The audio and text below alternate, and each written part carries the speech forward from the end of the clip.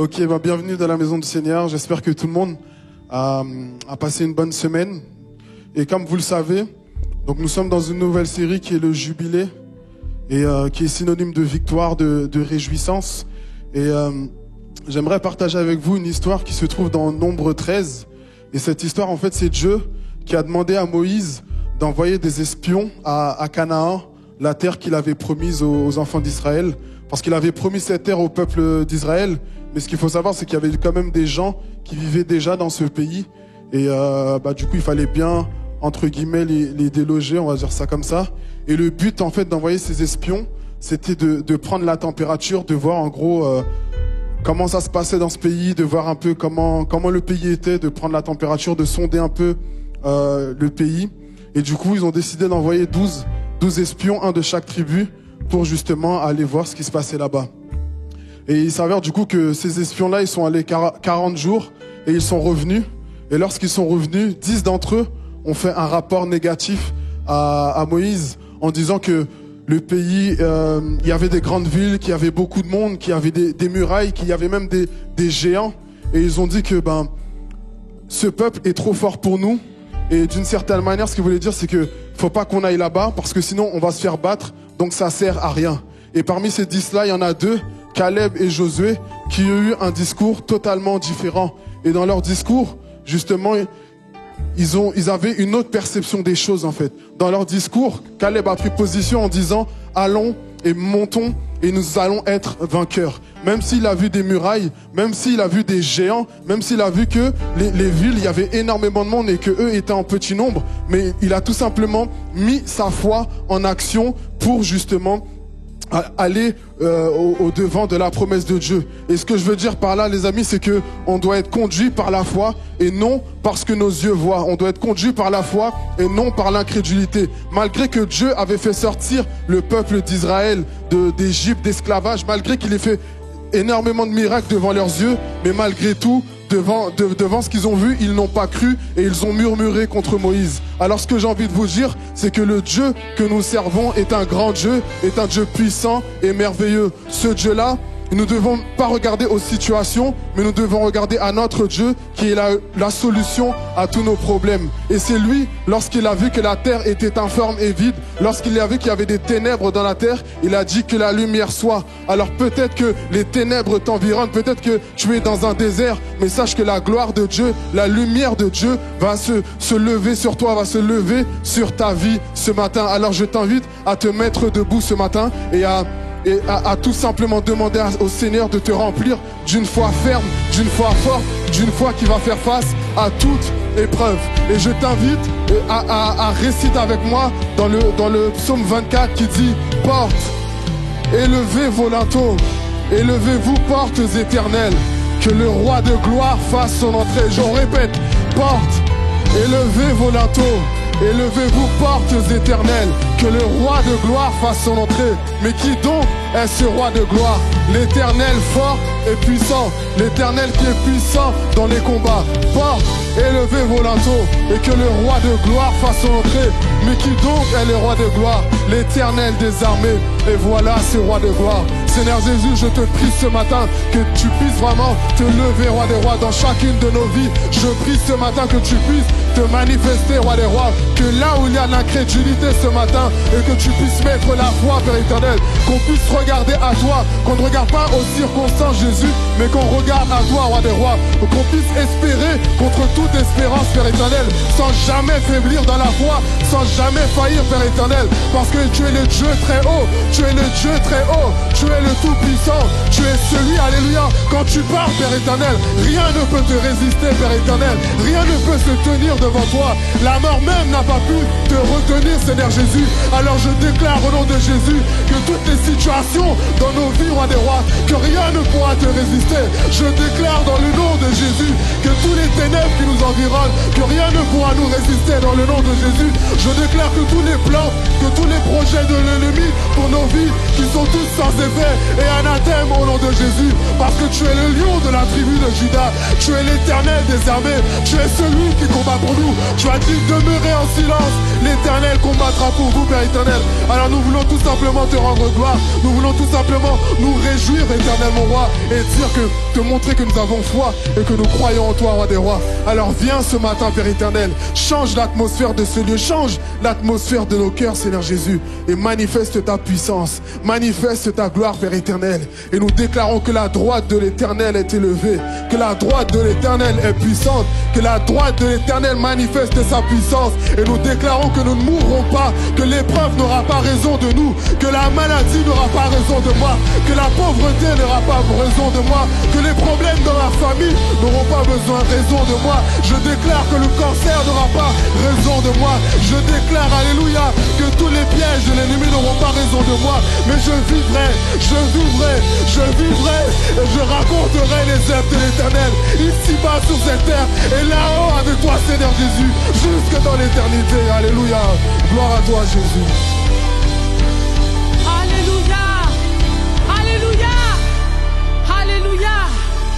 La parole était bien claire tout à l'heure. Qui est donc ce roi de gloire, l'Éternel des armées? C'est-à-dire qu'on vient ici pour rencontrer celui qui est plus fort que les attributs qu'on peut donner à un chef d'armée. C'est pas un adjudant, c'est pas un caporal, c'est pas je ne sais pas quoi d'autre, mais c'est l'Éternel des armées. Et c'est lui qu'on vient rencontrer ce matin. On vient lui dire, Seigneur, tu es fort, tu es puissant. Alléluia.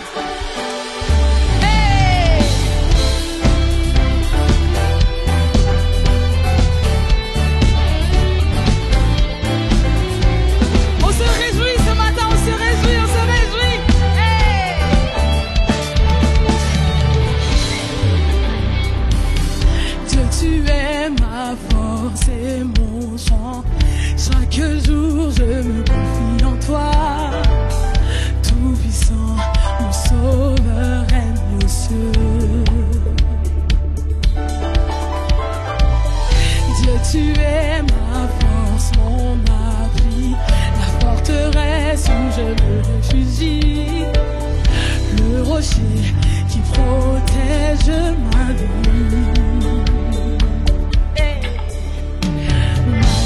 Ténèbres et les dangers qui m'entourent, je lève les yeux pour accueillir ton secours.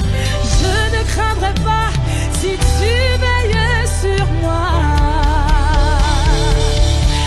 Je suis venu pour te rencontrer, pour proclamer que tu es fort et puissant. Nul ne peut te résister.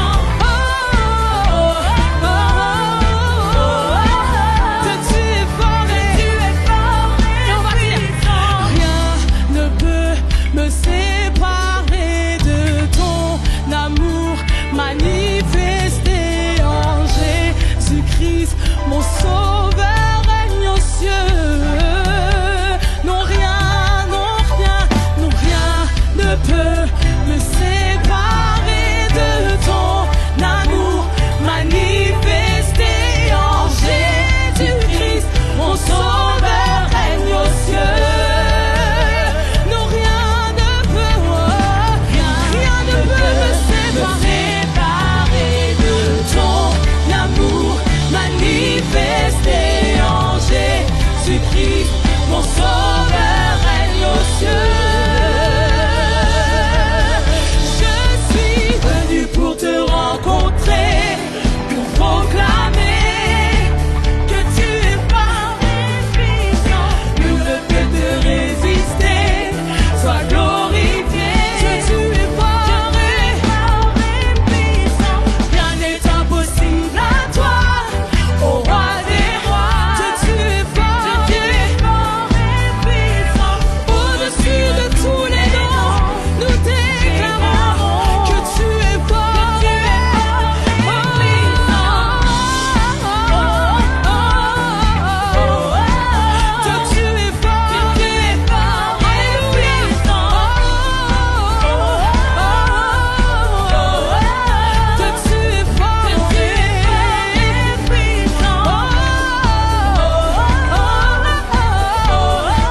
Que tu es fort et puissant. Que tu es fort et puissant.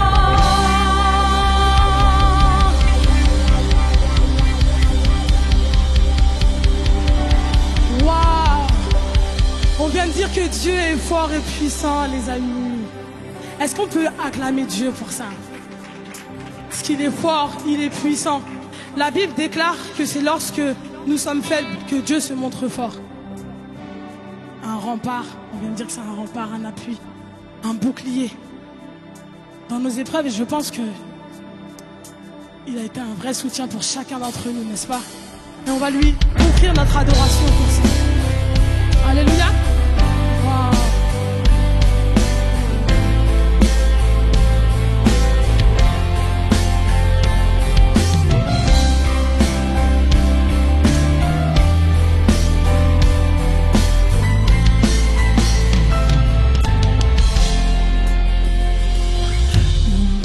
Courbons, levons les mains, tournons les yeux vers toi, Seigneur.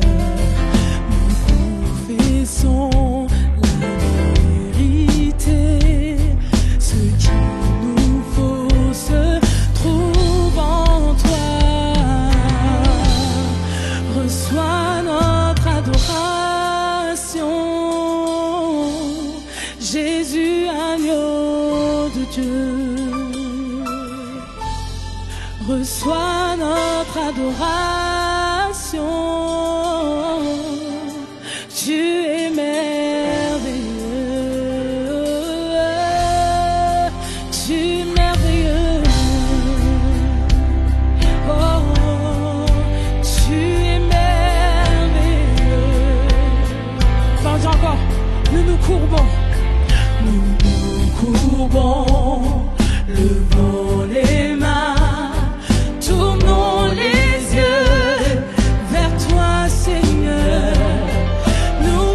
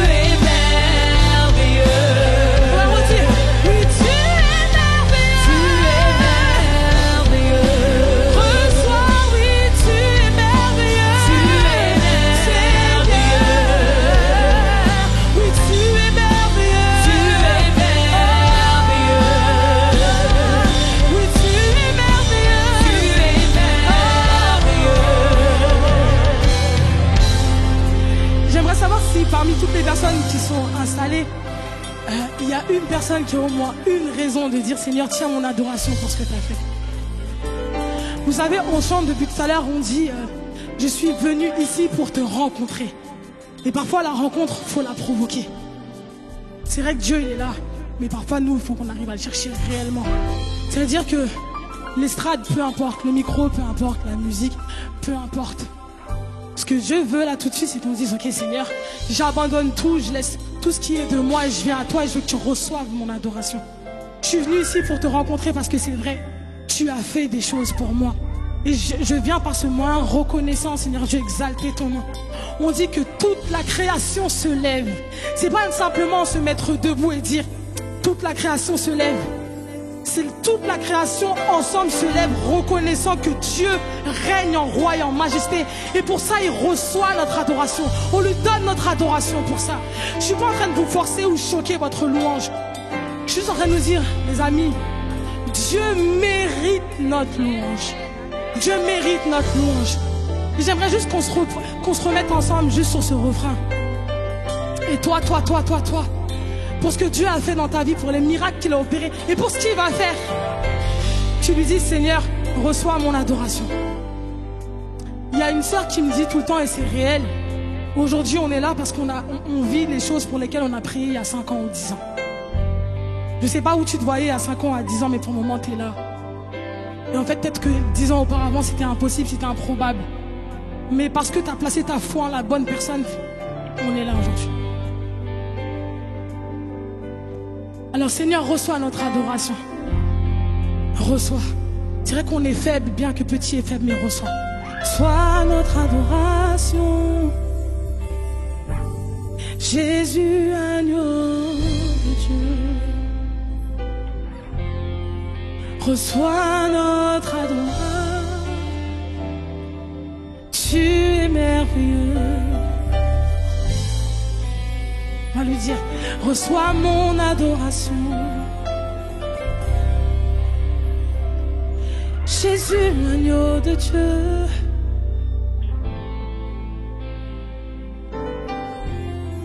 Reçois mon adoration.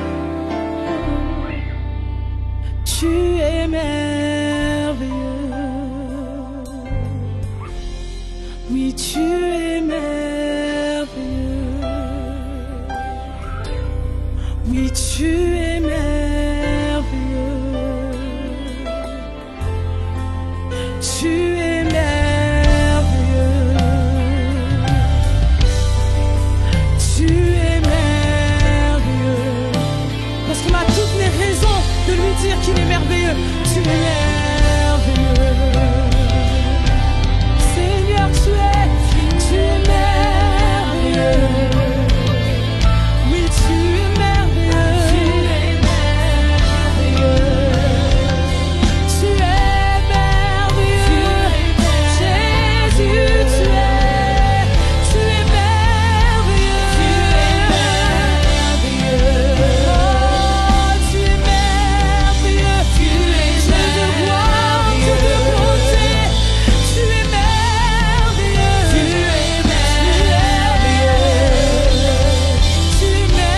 merveilleux. Tu es merveilleux. On va garder la même attitude.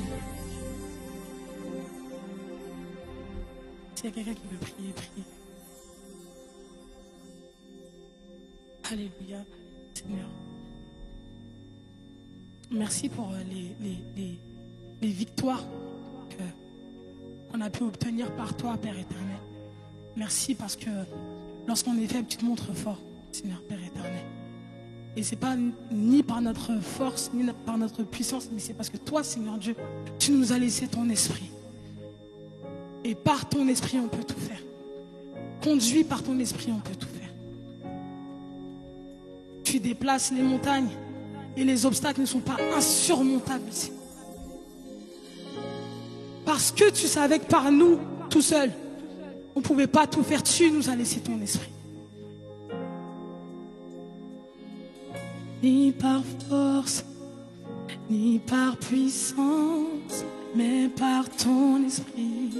Envoie ton esprit, ni par force, ni par puissance, mais par ton esprit.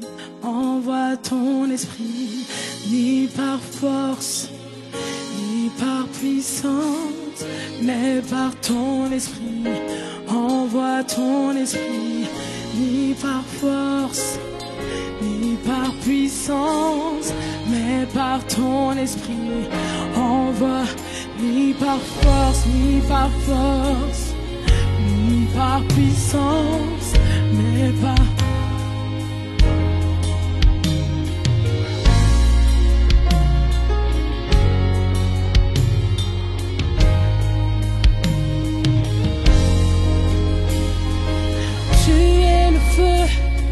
Nous sommes le temple, tu es la voix, et nous sommes le chant.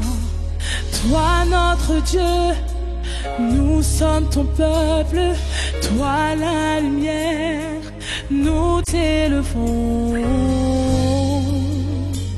Émerveillés par toi.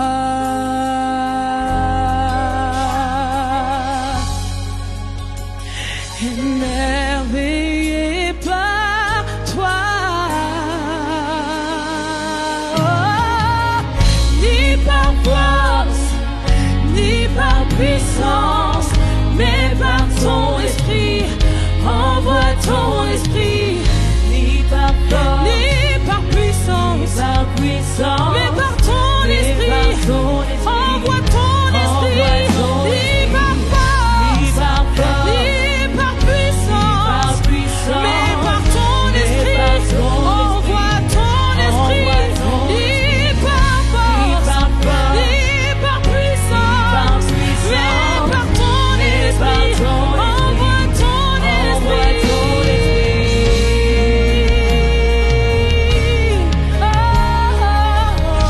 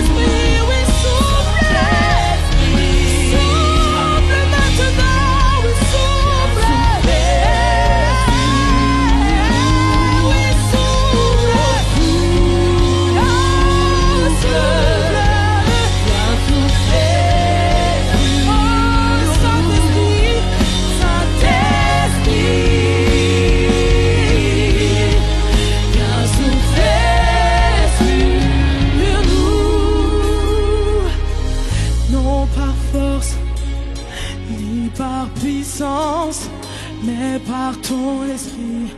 Envoie, ni par force, ni par puissance, mais par ton esprit. Envoie ton Seigneur, j'ai pu, ni par force, ni par puissance, mais par ton esprit. Envoie ton esprit, ni par force, ni par puissance, mais par ton esprit. Je suis émerveillé par toi.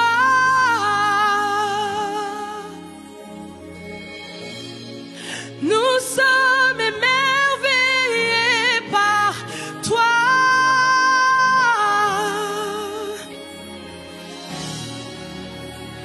Émerveillés par toi.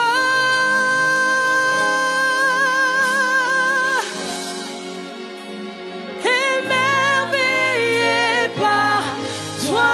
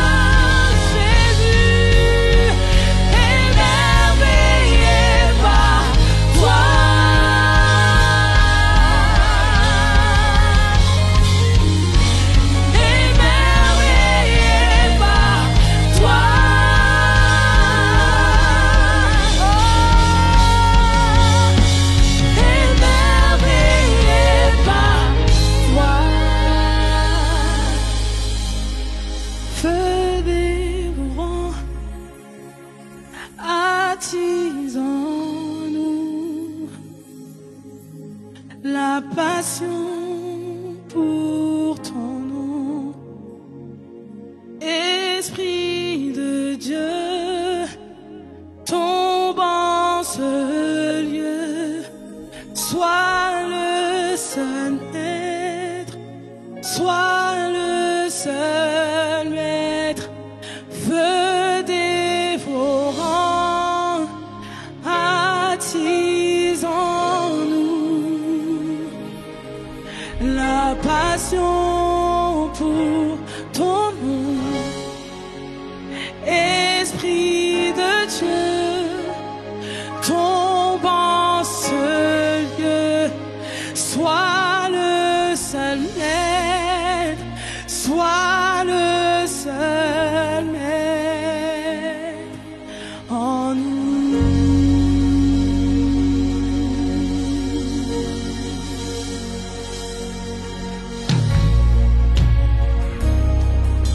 Alléluia.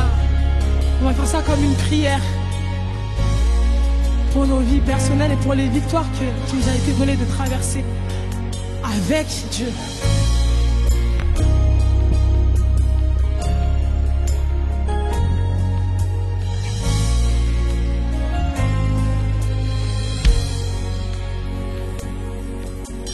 Nous avons soif de plus, souffle de Dieu, nous t'attendons.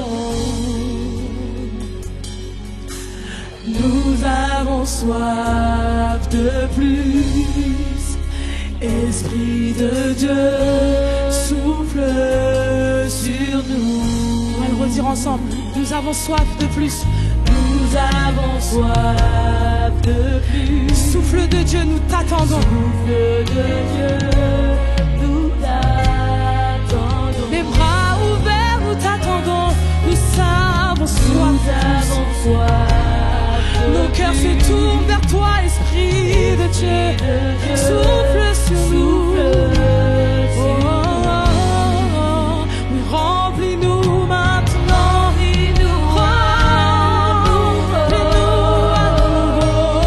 Remplis-nous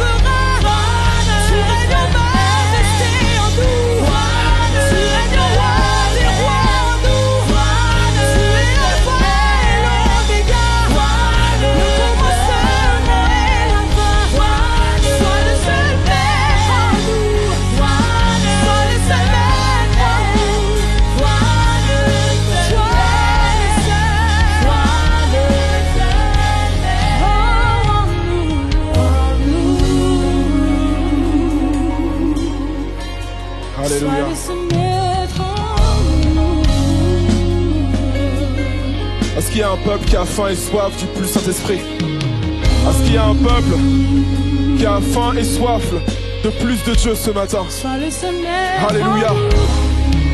Alléluia, sois le seul maître ce matin, Seigneur Jésus. Alléluia. Oui, Seigneur, ce matin, je veux simplement te remercier pour ta présence. Merci parce que ce matin, tu fais de nous un peuple racheté qui veut proclamer tes louanges. Et je prie à ce que pour une personne qui peut-être sent sa bouche comme fermée, cousue par l'ennemi, je prie maintenant, Père, au nom de Jésus, que tu puisses susciter dans son cœur au moins une seule raison de pouvoir t'élever et te louer. Alors s'il y a une personne en ce lieu qui peut louer le Seigneur, qui dit Seigneur, je ne peux pas garder la bouche fermée, je te prie maintenant d'élever la voix et glorifier le Seigneur. S'il y a une personne qui sent en son cœur qu'elle a au moins une seule raison de glorifier le Seigneur, je te prie d'élever la voix et glorifier le Seigneur. Je t'en supplie, ne reste pas la bouche fermée. Mais ici et maintenant, c'est le lieu approprié pour que tu puisses élever le nom du Seigneur, pour que tu puisses élever le nom de Jésus, pour que tu puisses élever le nom de ton Père. Élève le nom du Seigneur, glorifie-le avec ta bouche, glorifie-le avec ta langue, glorifie-le avec ton cœur. Là maintenant, élève ta voix et glorifie le Seigneur. Alléluia. Merci Jésus. Alléluia. Oh. Merci Père. Merci Jésus. Alléluia. Est-ce qu'on peut acclamer le Seigneur ensemble, Église? Merci Jésus. Gloire à toi, Père.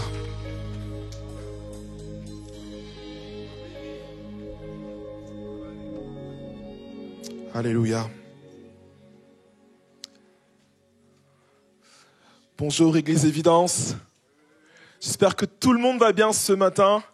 Que vous avez passé une excellente semaine. Bonjour à toutes les personnes qui nous suivent en ligne. Ce matin, nous sommes bénis, pas vrai? J'ai pas de amen. Est-ce qu'on est bénis ce matin? Alléluia. Alors comme vous le savez, on est en ce moment sur une série de messages. Le titre de la série s'appelle Jubilé. Et on est en joie ce matin parce qu'on va célébrer le Seigneur pour ce que Dieu fait dans son Église. Et justement à ce propos, j'ai justement une bonne nouvelle à vous annoncer. Alors, je suis aujourd'hui fiancé, voilà. J'aimerais du coup inviter ma chère et tendre fiancée. Allez, viens devant. Viens sur l'estrade. Tu peux me leur montrer ta bague si tu veux. Allez, vas-y, montre-leur ta bague. Voilà. Voilà. Église, priez pour nous alors qu'on chemine vers le mariage. Et merci à tous pour vos prières, vos encouragements qui nous sont très très précieux. Alléluia. Parenthèse fermée, on avance maintenant sur le message. Comme je le disais, on est sur une série de messages qui s'appelle Jubilé. On va justement célébrer, parce que Jubilé, c'est toute l'idée de célébration, le fait d'être en joie par rapport à ce que Dieu fait. Et justement, on va finir cette série à la Pentecôte, qui est la semaine prochaine. Et théologiquement, la Pentecôte, c'est justement le moment où l'Église a été inaugurée. Les langues sont venues sur les disciples, ils ont prêché l'évangile et les portes de l'église ont été ouvertes et le plan de Dieu pour l'humanité a commencé à s'établir. Et ce que je trouve extraordinaire avec la Pentecôte, c'est que c'est pas simplement le parler en langue, les miracles, les prophéties et toutes ces choses-là, mais c'est surtout l'accomplissement du plan de Dieu. Toute langue, toute nation va pouvoir proclamer qui est Jésus. Et peut-être que la salle est sombre, mais je crois pouvoir voir qu'il n'y a pas simplement que des juifs ici. Il y a toutes les langues, toutes les nations, toutes les couleurs de peau. Et c'est bien la preuve ce matin que le plan de Dieu est bel et bien effectif. Alléluia. Gloire à Dieu. Et justement, la Pentecôte, c'est la célébration, l'inauguration de l'Église. Effectivement, l'Église est là et bien là. Et pas simplement au temps des apôtres, mais encore aujourd'hui, au XXIe siècle. Aujourd'hui même, l'Église est encore effective. Et ce matin, la prédication va être toute particulière. Parce que la semaine prochaine, on va célébrer la Pentecôte, ça va être super. Mais j'aimerais aujourd'hui qu'on puisse célébrer l'Église Évidence. J'aimerais qu'on puisse célébrer l'œuvre que Dieu fait ici au milieu de nous. Parce que pour beaucoup d'entre nous, on ne se rend pas forcément compte de l'histoire de l'Église. Peut-être que pour certains d'entre vous, vous avez découvert l'Église sur YouTube. Peut-être que pour certains d'entre vous, vous avez connu l'Église il y a 4-5 ans. Mais l'Église Évidence a une histoire qui est beaucoup plus profonde. Et ce matin, on va justement voir tout cela. Et j'aimerais juste pour introduire mon message, commencer par une petite anecdote. savez, aux États-Unis, il y a une histoire assez célèbre de deux jumeaux qui ont eu un même père. Et ce père était violent et alcoolique. Et il battait ses enfants. Les deux jumeaux, ils ont grandi dans la violence, sous les coups de leur père, sous l'alcool. Et ces deux enfants ont grandi comme ça. Et ces deux enfants-là, justement, ces deux jumeaux, ont eu deux trajectoires de vie qui étaient totalement différentes. L'un de ces jumeaux a atterri en prison. Il a été alcoolique et il a fait les mêmes choses que son père. À l'inverse, l'autre jumeau, lui, a eu un excellent travail, fait des études, était avocat. Il a une maison, des enfants, une femme, de l'argent et tout plein de choses que ce monde pourrait considérer comme étant de très bonnes choses. On se rend compte que ces deux enfants ont une même éducation, une même histoire, ont connu les mêmes tragédies. Et pourtant, ces deux jumeaux ont connu deux trajectoires de vie qui étaient totalement différentes. Et on leur a posé une question à ces deux jumeaux-là. On leur a dit, comment êtes-vous arrivés jusque-là? Et tous les deux, ils ont donné une même réponse. Avec le père que j'avais, je n'avais pas d'autre choix. Les deux enfants, les deux jumeaux ont donné la même réponse. Avec le père que j'avais, je n'avais pas d'autre choix. Avec cet exemple que je nous donne ce matin, j'aimerais qu'on puisse se rendre compte d'une chose, c'est que on est forcément, positivement ou négativement, modelé par ce qui nous précède. On est forcément, positivement ou négativement modelé par les choses qui nous ont précédés. Que tu le veuilles ou non, à cause de l'éducation de tes parents, comment tu parles, comment tu te comportes en société, comment tu te comportes au milieu des autres, c'est à cause de ton père et de ta mère. On est forcément modelé par les choses qui nous ont précédés. Et cette histoire nous révèle l'importance du passé qui nous permet de pouvoir nous positionner. Parce qu'on le voit avec ce jeune homme qui a justement choisi la bonne trajectoire, en train de nous dire que c'est justement à cause de son père alcoolique qui l'a battu, qu'il a choisi de prendre le contre-pied et d'avoir une bonne vie. Le passé nous permet de pouvoir nous positionner par rapport au futur. Et il n'y a pas pire malédiction, les amis, que d'ignorer notre passé, parce que souvent, notre passé nous permet de pouvoir nous positionner par rapport à notre futur. Et justement, c'est le titre de mon message. Le titre de mon message, c'est celui-ci. S'il l'a fait hier, il le fera aussi demain. Et j'aimerais qu'on puisse lire un passage qui se trouve en Hébreux 12, verset 1. Et voici ce qui est dit. C'est pourquoi, nous aussi qui sommes entourés d'une si grande nuée de témoins, débarrassons-nous de tout fardeau et du péché qui nous cerne si facilement de tous côtés, et courons avec endurance l'épreuve qui nous est proposée. Comme je vous l'ai dit, pour beaucoup d'entre nous, peut-être qu'on ne se rend pas forcément compte de l'histoire qui nous précède ici à l'église. Église de Montfermeil avant, Église Évidence aujourd'hui. Et il y a plein de ministères qui nous ont précédés, plein de chrétiens qui nous ont précédés, et qui ont fait qu'aujourd'hui, on soit au bénéfice de ce qu'on expérimente chaque dimanche, ici même dans cette église.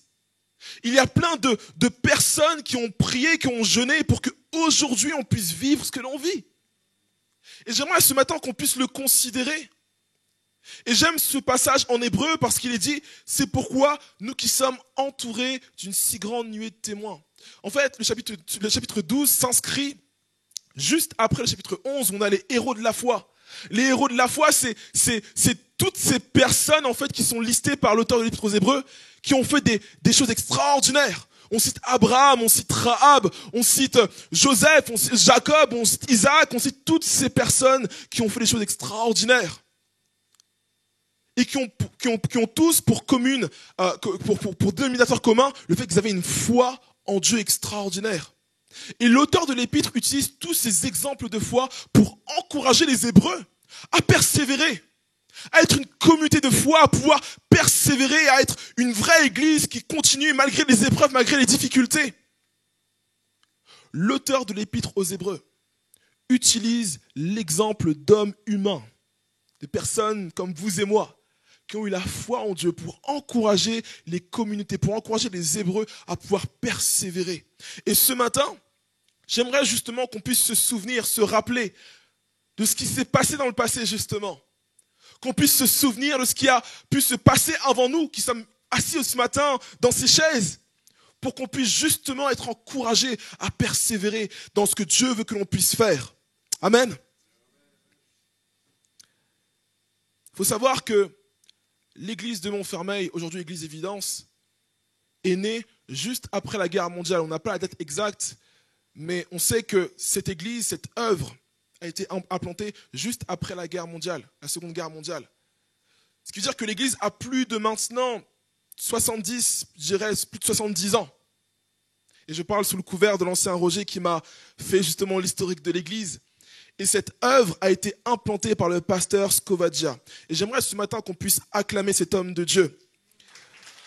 J'aimerais ce matin qu'on puisse acclamer cet homme de Dieu parce que si on est tous là ce matin rassemblés, c'est parce qu'un homme a obéi à la voix de Dieu. Parce qu'un homme a obéi à la voix de Dieu et a osé croire qu'effectivement, Dieu voulait susciter une œuvre, susciter une église. Cette œuvre a plus de 60 ans d'histoire. Peut-être que pour certains d'entre nous, ça fait peut-être 3, 4, 5, 6 ans qu'on est là. Et pour les plus anciens, ça fait des vingtaines d'années, 20, 30 ans qu'ils sont là. Il faut savoir que cette œuvre a plus de 60 ans d'histoire. On a été déclaré à la préfecture comme œuvre cultuelle en 1964. Donc c'est pour vous dire que on ne sort pas de nulle part. On ne sort pas de nulle part. On a une histoire, il y a des personnes qui nous ont justement amenés là où on est aujourd'hui. Et dans Hébreux 12, il est question de la foi qu'on est censé avoir pour persévérer et continuer. Et l'église, justement, on est considéré comme étant une communauté de foi. Qu'est-ce qui nous rassemble ce matin? Qu'est-ce qui fait qu'aujourd'hui, je peux t'appeler frère, mon frère, ma sœur? C'est parce qu'on croit tous en la même chose. En tout cas, on est censés tous croire en la même chose. On croit tous au fait que Jésus-Christ est venu sur terre, qu'il est mort pour nous, pour nos péchés et qu'il va un jour revenir pour nous chercher.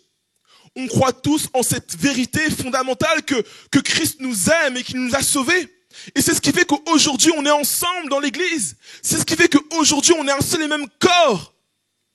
Est-ce que je peux avoir amen pour ça?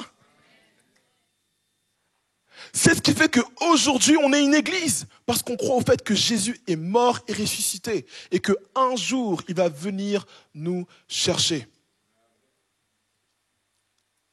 L'église est construite autour de la réalité de la vie de Jésus-Christ. Autour du fait que la grâce de Dieu est venue chercher des pécheurs. Et c'est ce qui nous rassemble, c'est ce qui fait qu'on loue le Seigneur chaque dimanche. C'est ce qui fait qu'on intercède, qu'on prie le Seigneur chaque dimanche. C'est ce qui fait qu'on est une communauté de foi, justement.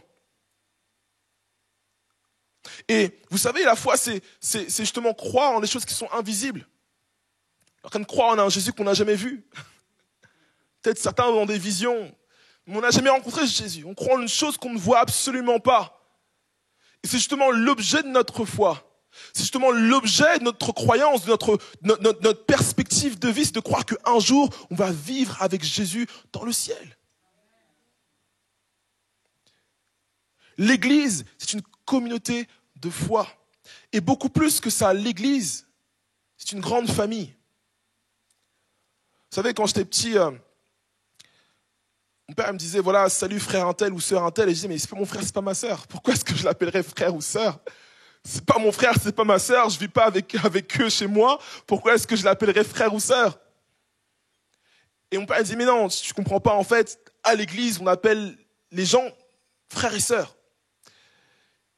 Et c'est pas anodin si on appelle les personnes qui nous entourent à l'église frères ou sœurs. C'est justement parce qu'on a une personne qui nous réunit dans une famille, qui est notre Père, qui est Dieu.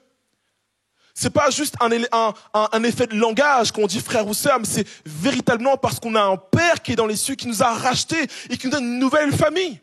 Ce que je trouve extraordinaire avec l'Église, c'est que pour les personnes justement qui n'ont pas de famille, tu peux trouver une nouvelle famille en Christ. Tu peux trouver une nouvelle famille à l'église. Tu as un frère, une sœur, un père, une mère.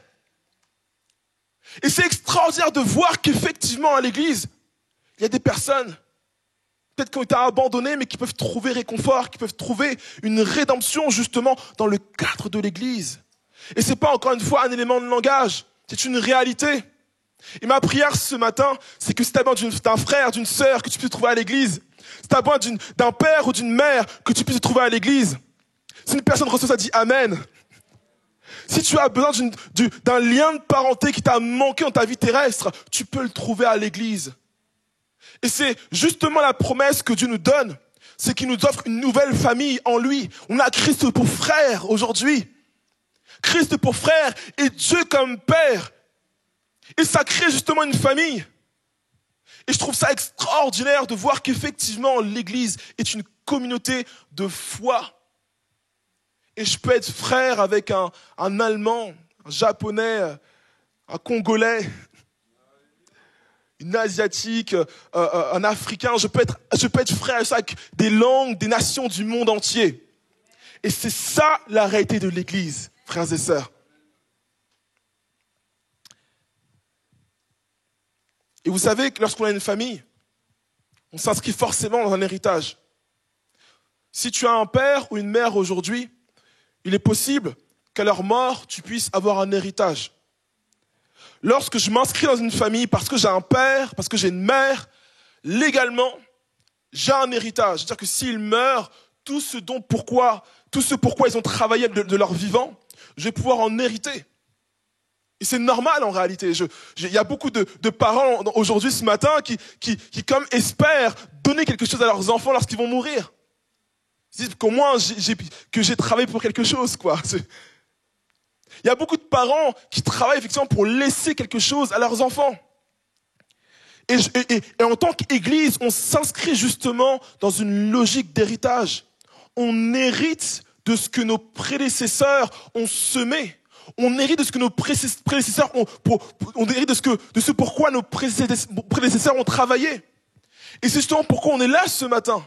Si on peut être à l'aise, si on peut louer le Seigneur, si on peut glorifier le Seigneur, si on sent que le Saint-Esprit se sent à l'aise de se mouvoir en ce lieu, si on sent l'amour, la communion fraternelle, c'est parce qu'il y a des personnes qui ont semé ça avant nous. Si en passant les portes de ce lieu, tu te sens comme à la maison, c'est parce qu'il y a des personnes qui ont construit justement la maison. On s'inscrit dans un héritage. Et il n'y a rien de pire. Il n'y a rien de pire qu'un jeune homme ou une jeune femme qui est pourri gâté. Un jeune homme ou une jeune femme qui est riche pourri gâté. Parce que le jeune homme ou la jeune femme riche pourri gâté va profiter de l'héritage, va profiter de ce que ses parents, ses grands-parents ont fait et ne va pas considérer la valeur de ce à quoi elle a accès. Ne va pas considérer tout le labeur qui a dû être fait pour pouvoir profiter de toutes ces choses-là. Il n'y a rien de pire que ces personnes-là parce que souvent on dit que les enfants pourri gâtés sont sans éducation. On dit souvent que les enfants qui sont pourri gâtés n'ont pas d'éducation. Il n'y a rien de pire que cela. Parce que lorsqu'on fait cela, on est en train de nier justement l'héritage dont on bénéficie. Vous savez, lorsqu'on a une éducation, c'est une parenthèse, on est en train d'honorer entre guillemets tout le travail, toute l'expérience de vie de nos grands-parents qui ont éduqué leurs enfants et dont on bénéficie génération après génération. En réalité, l'héritage est une richesse.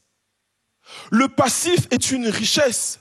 Ce que l'on vit aujourd'hui, c'est une richesse.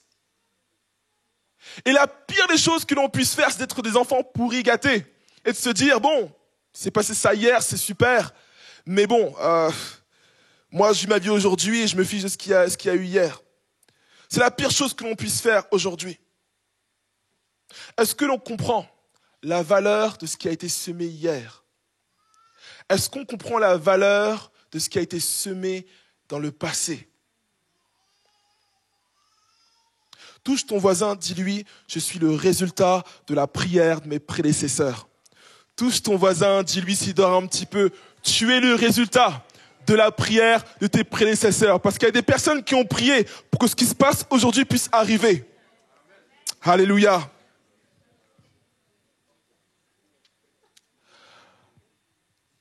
La foi, parce que je le disais, la foi, on a une communauté de foi et on croit en Jésus, quelque chose qu'on ne voit pas, qu'on ne peut pas toucher, qui n'est pas tangible, mais qui est pourtant vrai, beaucoup plus réel d'ailleurs que les choses que l'on peut toucher.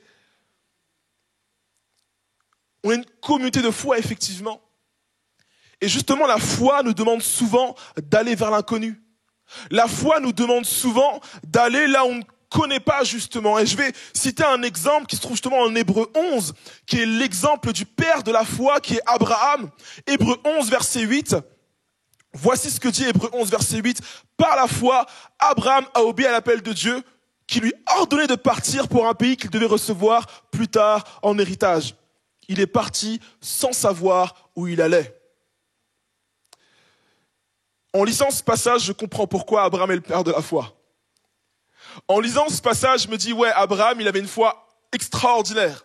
Parce que je suis sûr que pour chacun d'entre nous, si Dieu nous disait, pars de là où tu es et va là où je te dirai, on se dirait, mais Seigneur, où tu veux que j'aille? Juste va. Et Dieu nous dit, juste va, je suis sûr que tu n'irais pas, justement. Parce qu'on aime bien savoir où on va, justement.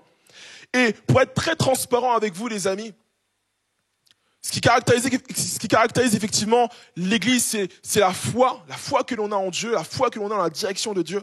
Et si je peux être très transparent avec vous, étant pasteur, et je pense que le pasteur Abednego pourrait dire la même chose, je ne sais pas trop où on va. Je ne sais pas trop où l'Église va aller. Je ne sais pas trop dans quelle direction Dieu veut qu'on aille. On a beau être prophétique, on a beau être animé par le Saint-Esprit, mais si vous me demandez quelle route on va prendre, je vais vous dire, j'en ai aucune idée. En réalité, je ne sais pas dans quoi Dieu est en train de nous mettre. La seule conviction que j'ai, c'est qu'on est conduit par le Saint-Esprit.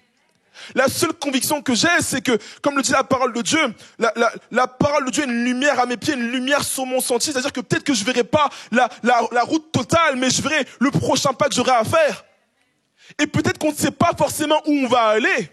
Peut-être qu'on ne sait pas forcément là où Dieu va emmener l'Église concrètement, mais la conviction qu'on a ce matin, c'est qu'on est animé par le Saint-Esprit et que le Saint-Esprit va nous emmener à bon port.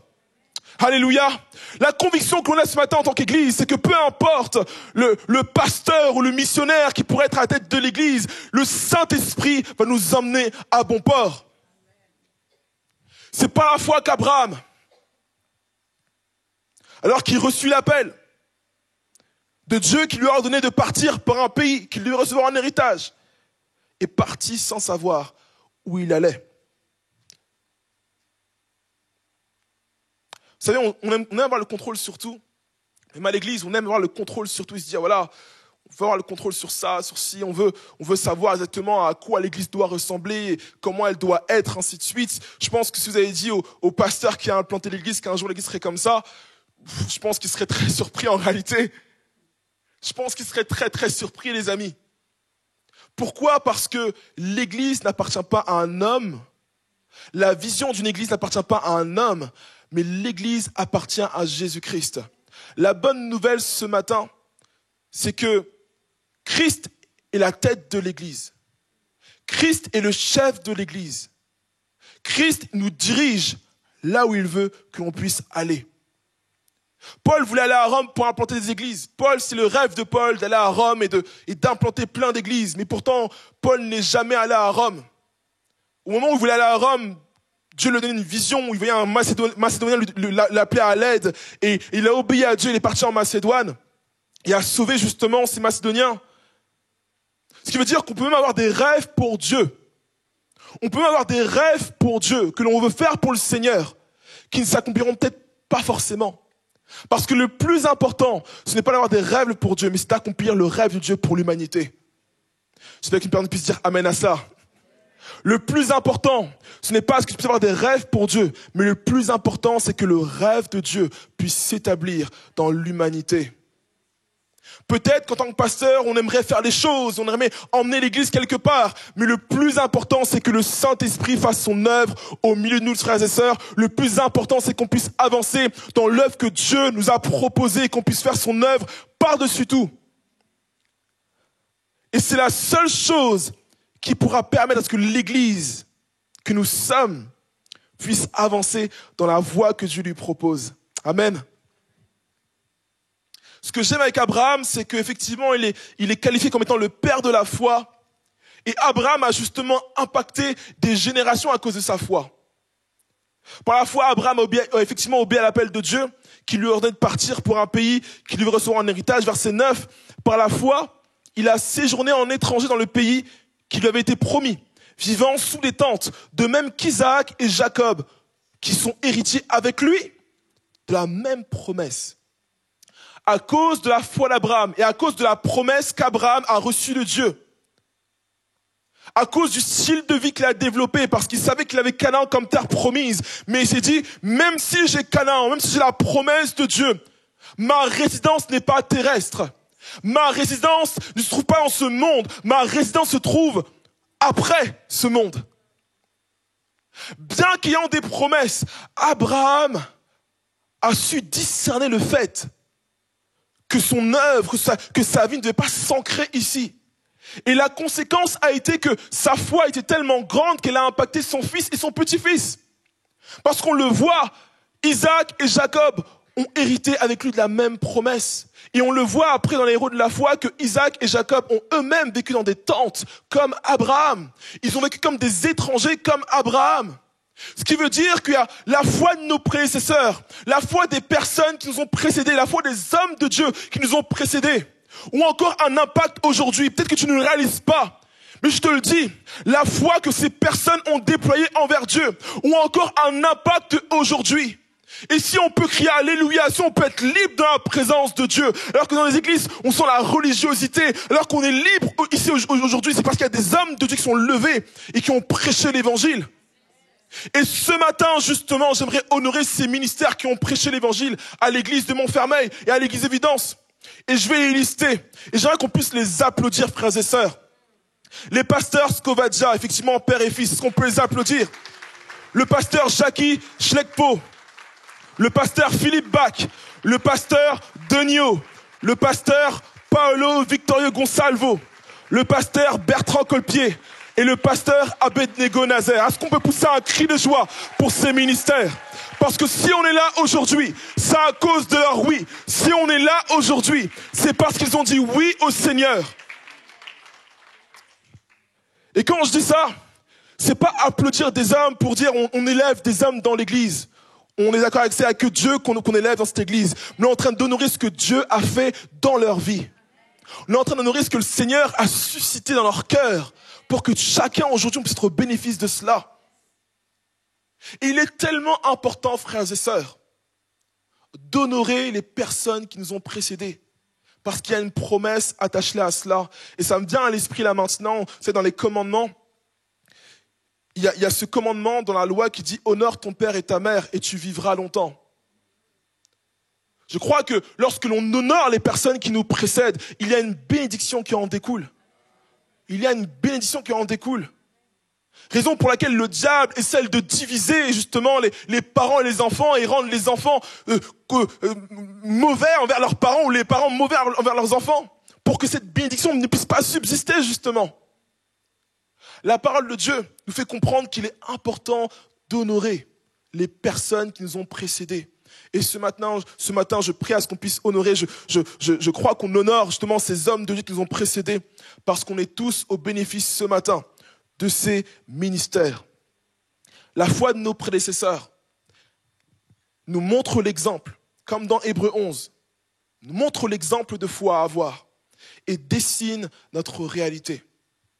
Si on en est là aujourd'hui, c'est parce que ces hommes ont eu la foi, ils nous ont permis de pouvoir rentrer dans cette foi, dans cette réalité. Et j'aimerais faire un zoom sur deux ministères en particulier qui ont marqué l'histoire de cette église. J'aimerais parler du pasteur justement Paolo Victorio Gonsalvo, qui est arrivé à l'église dans les années 90 et qui a fait un travail énorme dans cette église.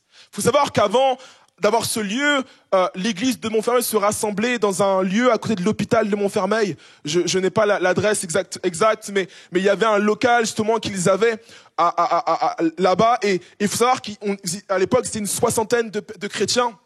Et le pasteur justement est arrivé et il a fait un travail énorme. Au point où l'église a grandi. Et de 60, On est passé à 120 et le local devenait plus trop petit. Ils ont dû prendre la salle des fêtes pour faire des cultes et ça devenait trop petit. Ils ont dû acheter ce lieu. Et ce lieu a justement été acheté par cet homme de Dieu. En tout cas, l'Église a acheté ce lieu sous la direction de cet homme de Dieu en 92. Et depuis, l'Église a grandi. On est passé de soixantaine de personnes à une centaine de personnes. Et je crois qu'on peut acclamer le Seigneur pour le pasteur Paulo Victorio Gonçalves, qui a fait un énorme travail d'évangélisation et qui a fait un énorme travail manuel aussi par rapport à cette Église. Extraordinaire. Et je crois qu'on est au bénéfice de ça. Je crois que ce matin, on est particulièrement au bénéfice de ça. Pas simplement parce qu'on peut se rassembler dans ce lieu, mais surtout parce qu'il a su insuffler cette dynamique d'évangélisation au milieu de nous. Alléluia. J'aimerais faire un focus tout particulier sur un deuxième ministère qui a marqué cette église aussi. Non, ce n'est pas moi. J'aimerais qu'on puisse honorer le pasteur Bertrand Colpier, qui lui aussi a fait une œuvre toute particulière ici à l'église, qui a eu un ministère qui était très axé vers la jeunesse. Et Dieu sait que c'est pas évident justement pour un pasteur de laisser de la place aux jeunes. Il faisait beaucoup d'événements pour les jeunes, les pages, toutes ces choses-là. Il a beaucoup œuvré au sein de la jeunesse. Et sous son ministère, on a vu la jeunesse prendre une place particulière dans cette église. Il faut savoir qu'au début du ministère de Bertrand Colpier, il me semble que les réunions de jeunesse se résumaient à 8-9 personnes. 8-9 personnes par réunion de jeunes. Donc c'était des réunions de jeunes, mais bon, c'était compliqué. Et à la fin du ministère de Bertrand Colpier et sous le ministère du pasteur Abednego Nazaire, on a connu des réunions de jeunes à plus de 100 personnes ici à l'église Évidence. Oui, on peut acclamer le Seigneur pour cela. Et je crois que le pasteur Bertrand Colpier, on ne va pas résumer le ministère du pasteur Bertrand Colpier à la jeunesse, mais disons qu'il a su insuffler ça dans l'église et aujourd'hui on est tous au bénéfice de ça.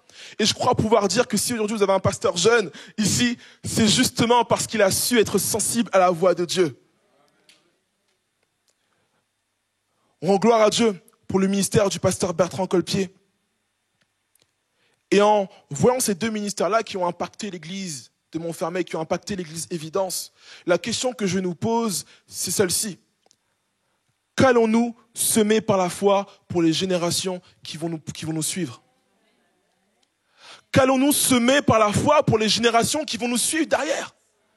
Si ces hommes ont fait le travail, si ces hommes ont persévéré et ont prêché l'évangile dans les difficultés, dans la détresse, dans la souffrance, si ces hommes ont combattu le bon combat, à combien plus forte raison nous-mêmes, nous devons absolument, frères et sœurs, de mener le bon combat aussi.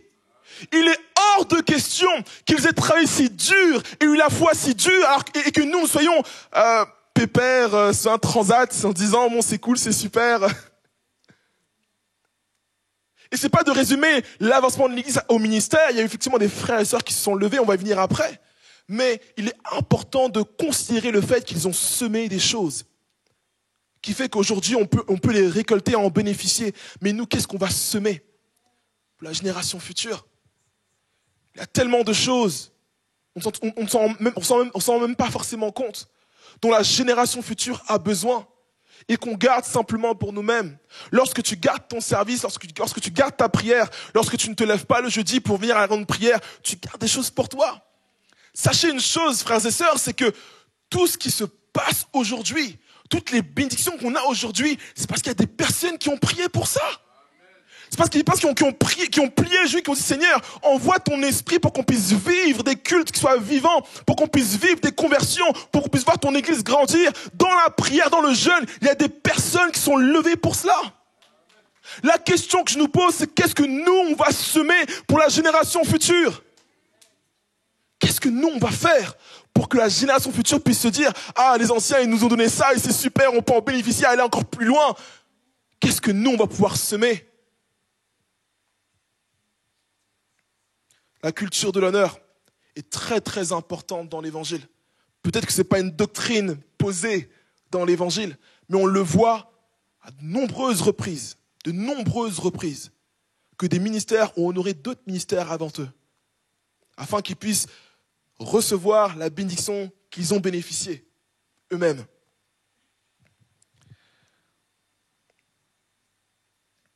Et vous savez, c'est vrai que ce n'est pas toujours évident de se lever et d'œuvrer pour le Seigneur, même dans l'église. Ce n'est pas toujours évident de le faire.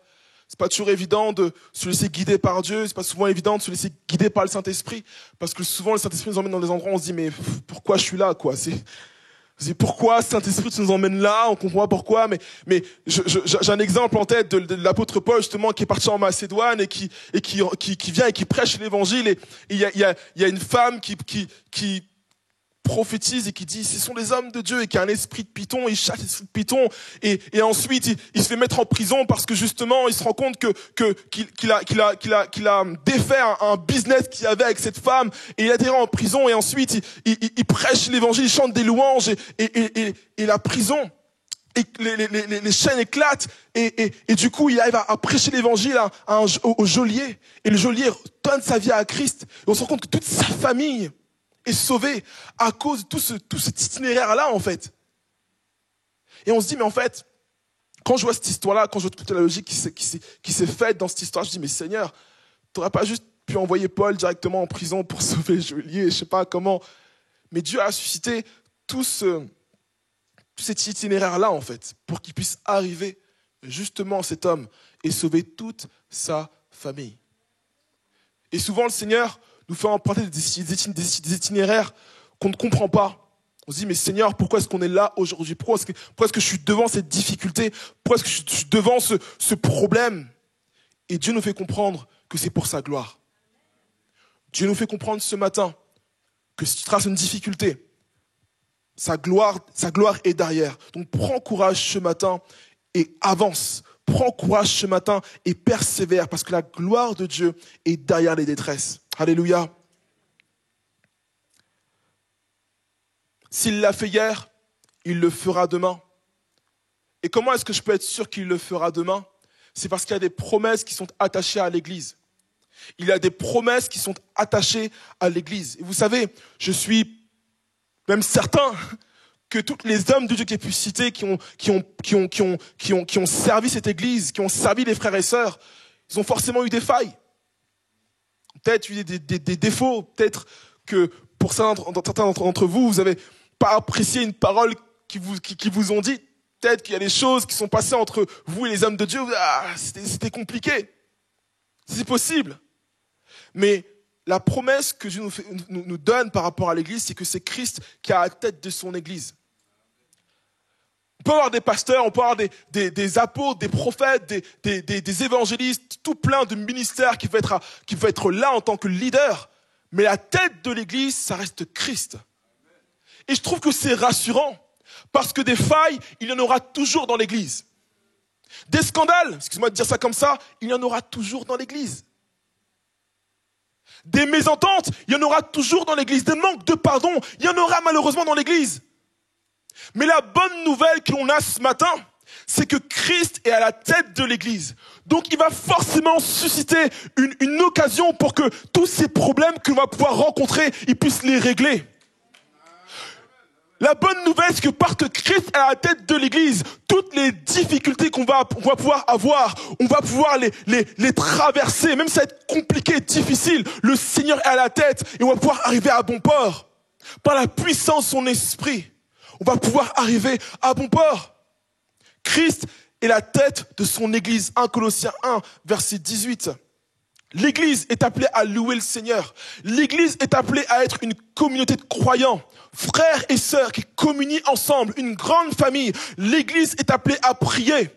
L'Église est appelée à être le sel et la lumière du monde, le sel, la lumière du monde et le sel de la terre. C'est les promesses qui sont attachées, incorporées dans l'ADN de l'Église. Et c'est ce que nous sommes au nom de Jésus. Peu importe ce que le diable veut nous faire croire, peu importe ce que le diable veut faire croire, peu importe ce que le diable veut faire en changeant l'ADN ou l'identité de l'Église, peu importe les scandales qui peuvent exister sur des pasteurs dans les églises. La réalité, c'est que c'est Christ qui est à la tête de son Église. Et que peu importe ce qui se passe, peu importe les failles que nous pourrions avoir, frères et sœurs, nous arriverons à bon port. Nous arriverons à bon port et nous réaliserons la mission que Christ nous donne en tant qu'Église. L'une des promesses qu'il y a encore, c'est que les portes de l'enfer ne prévaudront point contre l'Église. Pourquoi? Parce que l'Église apporte le salut pour l'humanité. Christ nous sauve et nous donne un message qui va sauver les autres. Les portes de l'enfer ne peuvent pas prévaloir contre l'Église. Encore une fois, peu importe ce que l'ennemi veut faire contre nous, peu importe ce que l'ennemi déchaîne comme arme, comme démon, pour nous distraire, pour nous anéantir, pour nous faire du mal, pour nous faire du tort. La bonne nouvelle, c'est que les portes de l'enfer ne prévaudront point contre nous.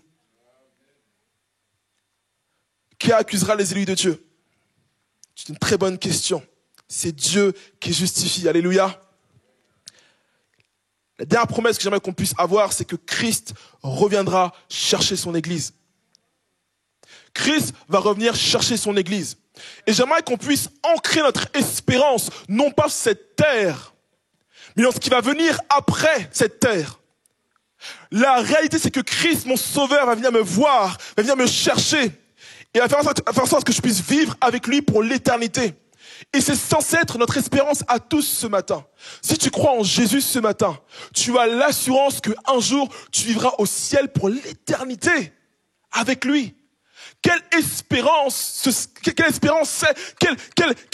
chose extraordinaire, c'est une chose extraordinaire de voir qu'un jour je vais rencontrer Jésus tel qu'il est. Il va venir me chercher pour que je puisse vivre dans l'éternité avec lui. Et peut-être que le diable te fait croire ce matin que tu n'y arriveras pas, que tu ne reverras pas Christ, que tu dois craindre pour ton salut. Si tu crois en Jésus, tu vas persévérer jusqu'à la fin. Au nom de Dieu, je le proclame sur ta vie. Et tu verras Jésus. Tu le verras face à face tel qu'il est. Et tu entreras dans sa gloire. C'est la promesse pour l'Église. Et je vais terminer sur ça. L'Église a traversé beaucoup de challenges. Je parle de cette Église locale. Cette Église locale a traversé beaucoup de challenges. En Hébreux 11, versets 17 à 19, on se rend compte que Abraham lui-même a fait face à un challenge extraordinaire. Par la foi, Abraham a offert Isaac lorsque Dieu l'a mis à l'épreuve. Oui, il était en train d'offrir son fils unique, lui qui avait eu la promesse et à qui Dieu avait dit, c'est par Isaac que te sera suscitée une descendance. Dieu, estimait-il, est assez puissant pour ressusciter un mort et son fils lui a été rendu. C'est une préfiguration. La foi d'Abraham a été mise à dure épreuve. Il a dû offrir son fils unique, Isaac. Et ce qu'on se rend compte, c'est que Abraham a osé relever ce challenge de foi. Et j'ai dit, je vais offrir mon fils Isaac parce que je crois que Dieu est capable de me le redonner. En fait, ce que je trouve extraordinaire avec Abraham, c'est qu'il a eu une foi qui a même étonné Dieu, parce qu'on le voit dans la Genèse, lorsqu'on lit l'histoire de la narration du sacrifice d'Abraham, d'Isaac, on se rend compte que la foi d'Abraham a étonné Dieu.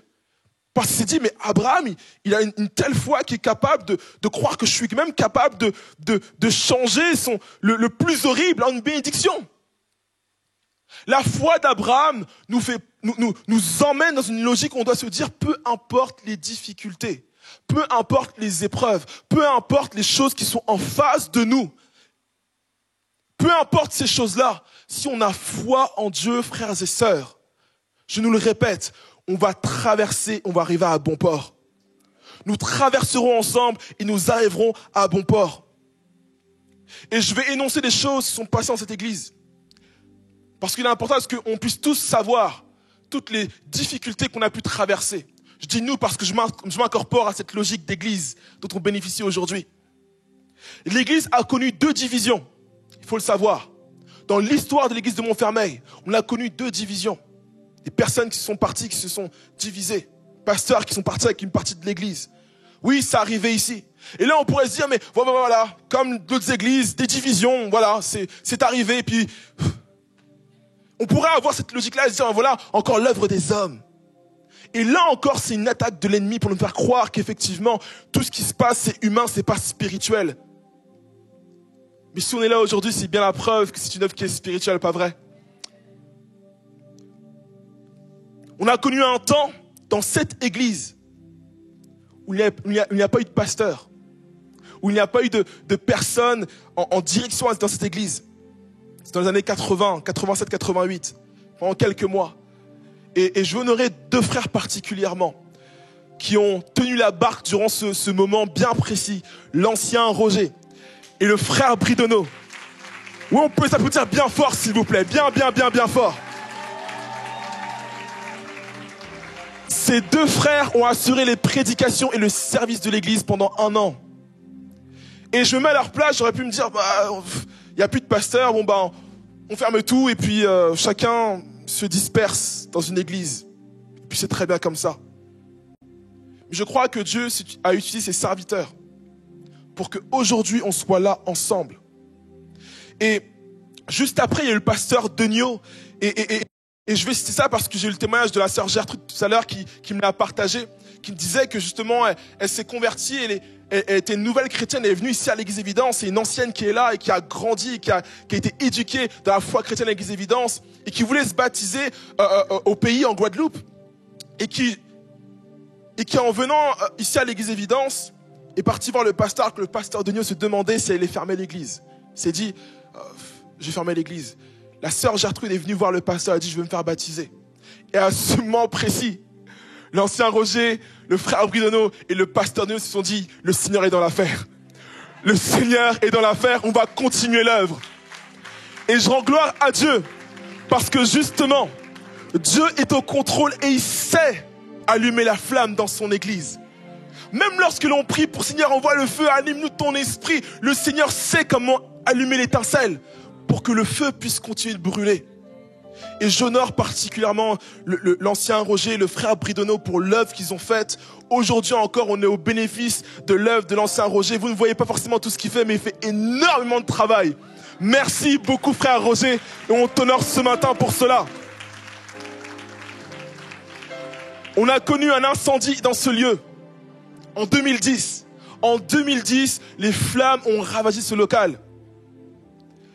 Et je remercie le Seigneur parce qu'il y a eu des personnes qui sont levées dans la prière, qui ont prié, qui ont intercédé. Et aujourd'hui, regardez le local que l'on a. On est béni, pas vrai? Encore une fois, c'est bien la preuve que jusqu'ici, l'Éternel nous a secourus. Est-ce que l'Église peut dire jusqu'ici, l'Éternel nous a secourus? Jusqu'ici, l'Éternel nous a secourus. Comme Samuel, je peux le déclarer. Jusqu'ici, l'Éternel nous a secourus. Alléluia. Dieu nous a amenés jusqu'ici. Dieu nous a amenés jusqu'ici. Maintenant, pour chacun d'entre nous, peut-être qui ignorait un petit peu l'histoire de l'Église, on voit maintenant un petit peu dans quoi on met les pieds, pas vrai? Et aujourd'hui, comme le dit Hébreux 12, 1, c'est pourquoi nous aussi qui sommes entourés d'une si grande nuée de témoins, débarrassons-nous de tout fardeau et du péché qui nous cerne si facilement de tous côtés et courons avec endurance l'épreuve qui nous est proposée. Oui, il y aura des difficultés. Ça ne fait pas plaisir de le dire, mais c'est une réalité. Oui, il y aura des épreuves. Mais ma prière, c'est que tout comme ces hommes de foi, tout comme ces personnes qui ont prié, qui ont jeûné, tout comme ces personnes qui ont prêché l'évangile, tout comme ces personnes qui ont servi jusqu'à pas d'heure dans cette église, à combien plus forte raison, frères et sœurs, nous qui sommes là aujourd'hui, nous devons absolument de courir avec persévérance dans l'épreuve que Dieu nous propose aujourd'hui. Et la semaine prochaine, vous le savez, on l'a annoncé, il y a une évangélisation. Je ne sais pas dans quoi on met les pieds, les amis. Je ne sais pas dans quoi on met les pieds. Si on me demandait, pasteur Rubens, comment ça va se passer, je ne sais pas. Je ne sais pas comment ça va se passer. Mais une chose est sûre, j'ai une conviction, c'est que c'est véritablement le Saint-Esprit qui nous envoie. J'ai une conviction, c'est que si le Saint-Esprit nous envoie, il y aura forcément du fruit. Lors de l'évangélisation du 5, il y aura forcément du fruit lors de cette évangélisation qu'on va faire dans les rues de Chelles. Il y aura forcément du fruit. Et ma prière, c'est qu'on ait la conviction ce matin que s'il l'a fait hier, il le fera aussi demain. J'aimerais qu'on puisse se mettre debout. Et j'aimerais finir par honorer des femmes qui se sont levées dans la prière lorsqu'il y a eu ce moment de difficulté que j'ai pu citer. J'aimerais qu'on puisse honorer des femmes qui sont levées dans la prière qui ont commencé à prier lorsqu'il y a eu des difficultés dans cette église. Je pense à la sœur Gertrude Thalys. Je pense à la sœur Gaman. Je pense à la sœur Marceline. Je pense à la sœur Charlotte. Je pense à la sœur Eluta. Je pense au frère Roger, au frère Max. Je pense à tous ces frères et sœurs que je ne vais pas forcément citer, mais qui ont fait un travail dans la prière, qui ont plié les genoux et qui ont intercédé pour que l'église avance. Et ce matin, ma prière, c'est qu'on fasse de même, qu'on puisse suivre leur exemple et dire Seigneur, on veut que ton église puisse avancer et on veut te célébrer pour l'église Évidence. On veut te célébrer pour cette œuvre à laquelle on bénéficie ce matin. On veut te célébrer pour tout ce que tu fais au milieu de nous ce matin. Père, que ton nom seul soit glorifié. Glorifie-toi au milieu de nous, Père éternel. À ce qu'il y ait un peuple qui pousse un cri de joie et dire merci Seigneur. Merci Seigneur. Merci Seigneur pour Ex-Évidence. Alléluia. Alléluia. À ce que l'église peut crier jubilé. À ce que l'église peut crier jubilé. À ce que l'église peut crier une dernière fois.